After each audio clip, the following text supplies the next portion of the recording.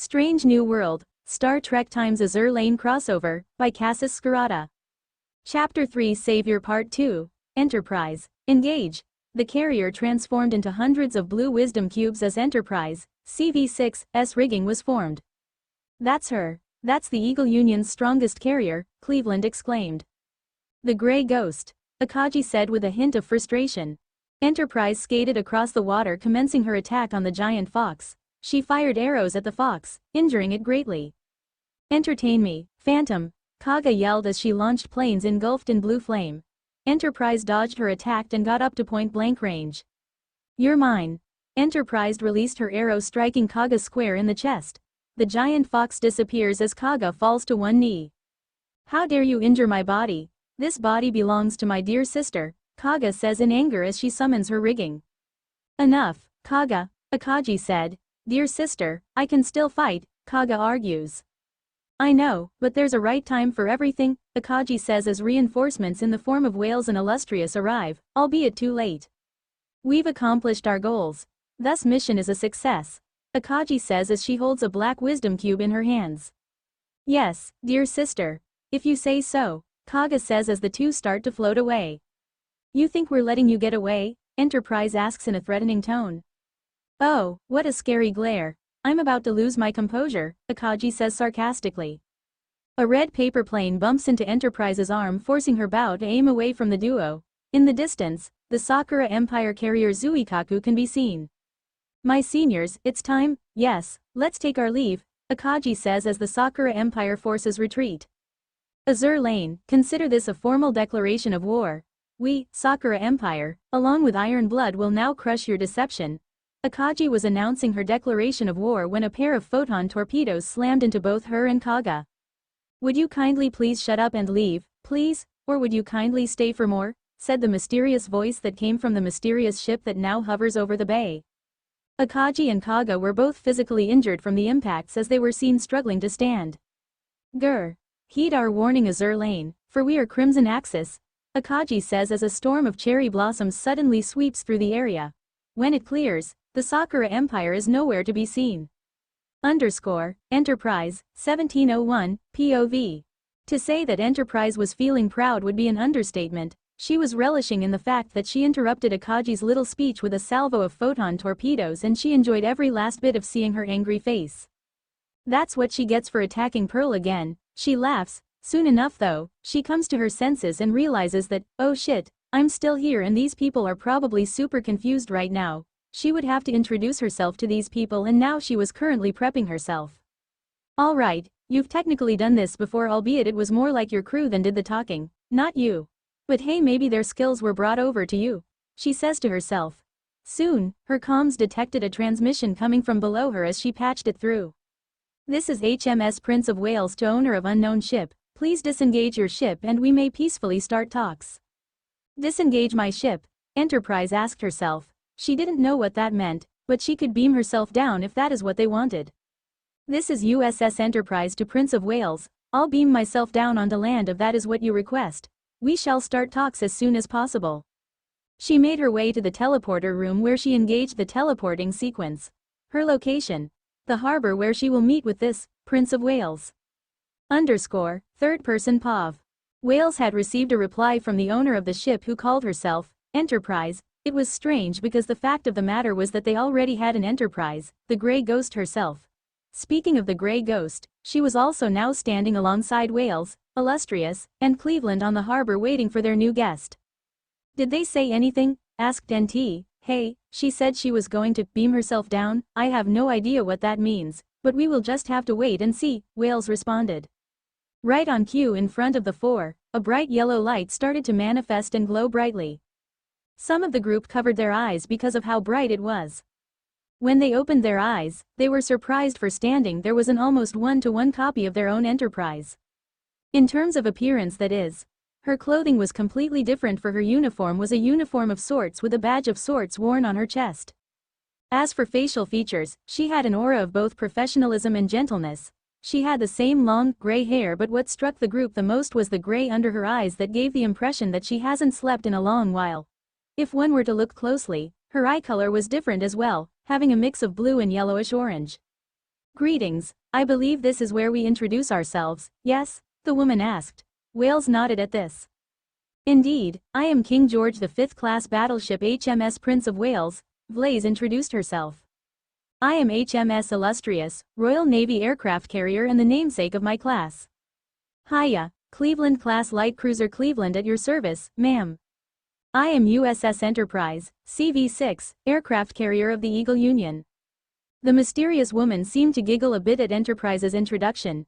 Enterprise, in turn, was confused. Her questions were solved soon after. Well then, it is a pleasure to meet you for ship designation NCC-1701, USS Enterprise of the Constitution-class cruisers.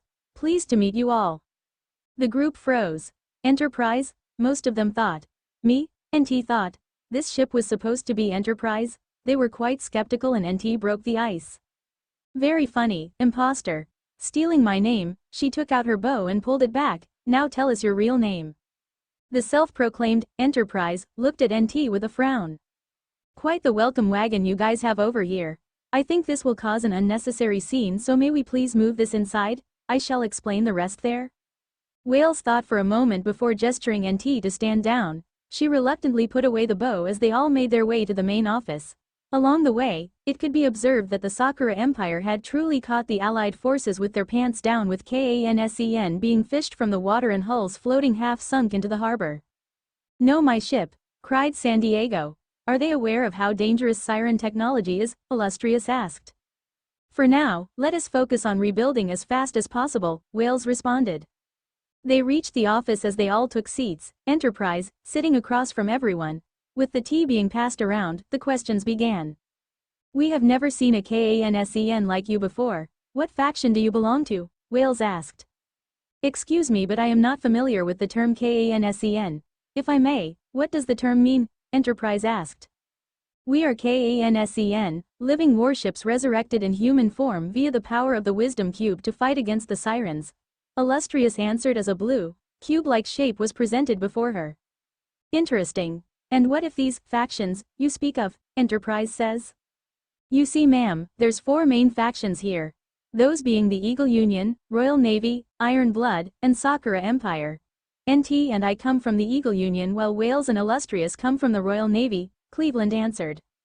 "And based on your explanation and the data already acquired, I hypothesize that those who attacked this base are of the Sakura Empire?" Enterprise inquired. "Wow, you're a quick learner," Cleveland stated. "It's what I do best," she answered back. "Anyways, the faction I belong to is the United Federation of Planets, or Starfleet for short." "Whoa whoa whoa, you're an alien," Cleveland beamed with excitement. Enterprise merely chuckled at this. "No, Cleveland, I am far from alien. I may not look like it, but I am man-made through and through." This stunned the group. "Such an alien-looking ship built by human hands," Enterprise added further. "From what I've observed, the year is 1941 AD, correct?" Wales nods. "Interesting. It seems I have truly traveled back." NT raised an eyebrow at this. "Traveled back, what do you mean?" "Well, to put it into blunt terms, I come from the future. Last I checked my onboard calendar, the stardate was 2263.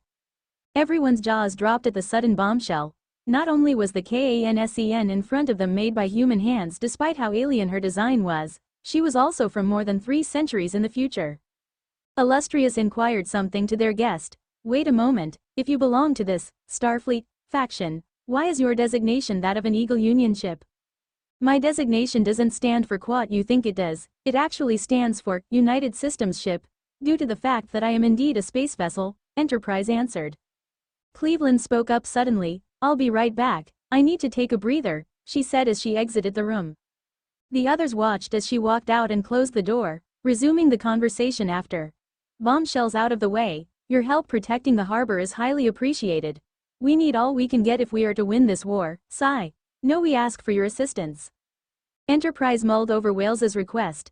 After a couple seconds, she responded, "To be brutally honest with you all here, I wasn't supposed to help you. Hell, I'm not even supposed to be talking to you right now." She smirked smugly. "But Starfleet doesn't technically exist, and that means I can get in trouble, Sue. Yeah, I'll help where I can." "Excellent, a dorm shall be provided for you as soon as we get things running properly. Once the reinforcement fleets arrives, then we may do a test of sorts to see how you handle yourself," Wales replies. That is highly appreciated, Ms. Wales. Before she could finish her sentence, Cleveland bursts into the room. Hornet's fleet is under attack. At this being said, NT immediately bolted out the door and towards the harbor where she sailed off to save her younger sister. If you all don't mind, I think this will have to do as a test for now. She stands up before asking, how do you equip those weapon things of yours? POV Sakura Empire Fleet. The Sakura Empire's 1st Carrier Division were currently making their way back to their base in the Sakura Empire. We see Akagi tending to Kaga's injuries while Akagi herself was wrapped here and there with bandages due to the injuries she sustained. Come on, hold still, Akagi said as she cleaned Kaga's chest wound. Oh no, a cut on your face too. Dear sister, these are just minor injuries, Kaga retorted. It would be a tragedy if this left a scar on your beautiful face, Akagi said. As this was going on, Kaga detected someone else making themselves known. She jumped back in an alert stance to see the Iron Blood's heavy cruiser Prince Eugen sitting on the ship's mast. Oh dear, I hope I'm not interrupting, she says. Kaga glares at Eugen. Don't glare at me like that. We're allies, remember? She jumps down and lands on the deck, walking towards them. Correct, we have the same ideals. Everything we do is for the victory of the Crimson Axis, Akagi answered. Quite impressive how you controlled those siren ships, though they may merely be mass-produced models, Eugen says. Our victory was assured, but then that white ship that emerged from the depths had to appear and ruin our plans, Kaga said angrily. A white ship emerging from the depths? Is it a significant threat? Eugen asked curiously. It wiped out the majority of our mass-produced ships with its firepower, which we have never seen. I'd say it would even be on par or even surpasses siren technology, Akagi says calmly, but then again, it is only a single ship, we have a whole fleet at our command. It won't be a problem, our objectives were completed in the end. A small paper plane flies in and Akagi catches it. My seniors, I have found a relief fleet, shall I engage them? Zuikaku's voice asks. You are allowed to engage them, you are immature, but this is an easy errand, Akagi says. Understood, Zuikaku complies as the plane burns away. POV Hornet's fleet. A small fleet is seen sailing towards Pearl Harbor with a destroyer hurrying her comrades along. This is no time to relax, Hammond's base is in danger. This is the Eagle Union destroyer Hammond with the rest of the vanguard consisting of the Eagle Union light cruisers Brooklyn and Helena and battleship Arizona. Like I said before, the base already told us that the enemy had been repelled. But what interests me the most is the report of a mysterious ship that emerged from the water and utterly annihilated most of the enemy forces, Helena said, but her words fell on deaf ears as Hammond increased her speed. How energetic, she's been like that since yesterday, Brooklyn says. This ghost is exhausted, Long Island says tiredly. It seems like this ship you speak of halted the enemy attack while the famous Enterprise was the one who pushed them back, Arizona says. Enterprise. Hornet, isn't that your? Yeah, it's quite a burden, having such a champion as a big sister, Hornet says. What's with the lazy chit-chat? The enemy could come at any moment, Hammond shouts irritated. Hammond does have a point, it would be best if we hurried along, says Hornet. Everyone sped up until Helena picked up something on her radar, calling everyone to attention. I guess we were a bit too slow, Hornet says as the carriers Shukaku and Zuikaku approach them. 2-bit goons. Hammond will beat them up, 5 minutes later. We can see the majority of the fleet, including Hammond, unconscious and belly up in the water with Hornet barely dodging the attacks of both carriers. Hornet was too distracted to notice Zuikaku charging at her, sword in hand. Gotcha. Zuikaku was about to hit her attack until a squadron of F-4F Wildcats came out of the blue and opened fire. Zuikaku dodged the attack, deflecting the bullets like she's Jetstream Sam against Browning .50 calories. Go! NT cries as she charges forward.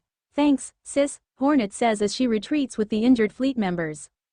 There you are, Grey Ghost, Zuikaku yells as she charges forward, a worthy opponent. The two of them clash in a duel with both of them sending planes at each other. Meanwhile, Cleveland and the rest of the fleet were regrouping to retreat. Hornet, we're here to help, Cleveland says. Good timing, I was seriously getting close there, Hornet says as she stumbles slightly, Cleveland helping her stand. Hold on a sec, let me just get out my ship, but before she could do so, a voice cried out in the distance. Fewer cannon rounds fly towards the group, but before they could hit, a blur faster than the eye could see moved in front of the group tanking the shots for them. Who goes there interrupting my chances at defeating Azur Lane? Yujin asked curiously. As the smoke cleared, it revealed none other than the Enterprise lookalike with her rigging equipped and is currently levitating above the group.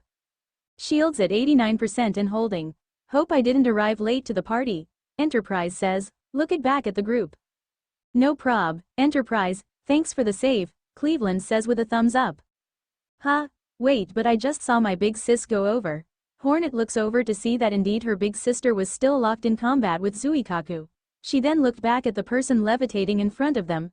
Damn, they must have hit me hard cause I'm seeing double right now. In a manner of speaking, yes you are Hornet. Anyways, she looks back at Yujin and sees another Kansen next to her. Z-23, can you deal with them? Yujin asks. The girl nods. I am Z-23, Iron Blood Destroyer. You will be defeated here, she says as Ayanami joins her. I highly doubt that. Enterprise looks back at the group. Get back, I'll deal with all of em. Wait, but, Javelin was about to speak when she was cut off. No buts, alright. Now go, Enterprise says. The rest of the group nod and go, but Javelin had some parting words. Just don't hurt Ayanami too much, please, she begged. I'll try and see, she answered, and with that, it was a 3-on-1. Yujin was amused. That was quite selfless of you, but oh well, it just means one less ship for them and one less problem for us. Yeah, try me then, let's see what you got, Enterprise yelled. And so the battle began with Yujin firing a salvo which Enterprise dodged with astounding speed not even a Kansen could wish to reach. Enterprise then proceeded to fire her phasers which did considerable damage to Z-23 who had made the rookie mistake of firing torpedoes. As for Yujin, she got a photon torpedo in the face as the price for underestimating her. The battle was short and one-sided and Ayanami couldn't help but watch as the second in command of Ironblood was scrambled like an egg before her very eyes. Enterprise looked over at Ayanami who recoiled when they locked eyes. Enterprise ignored Ayanami, complying with Javelin's wish and flies over to her predecessor to assist her. Meanwhile, with NT and Zuikaku, their battle was reaching its climax. Attacks had been made, bombs dropped, and it looked like it was reaching its peak. That was, until NT's bow cracked and proceeded to break. Of all moments, this is the one where I reach my limit, she thought to herself.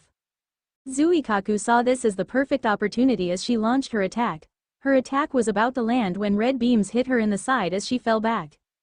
Ack! What the? She said as she looked at the source, only to freeze when she saw a direct imitation of the Grey Ghost herself. Now there are two Grey Ghosts, she said, shocked. She then smirked. Our duel will be legendary, she yelled as she gripped her katana. She launched her attack yet again only to be blocked by armored gauntlets. The owner turned out to be a maid of all things. Who the hell are you? Zuikaku asks, part confused because what's a maid doing here and part angry because they interrupted her legendary duel with the two Grey Ghosts. Just a maid, passing by.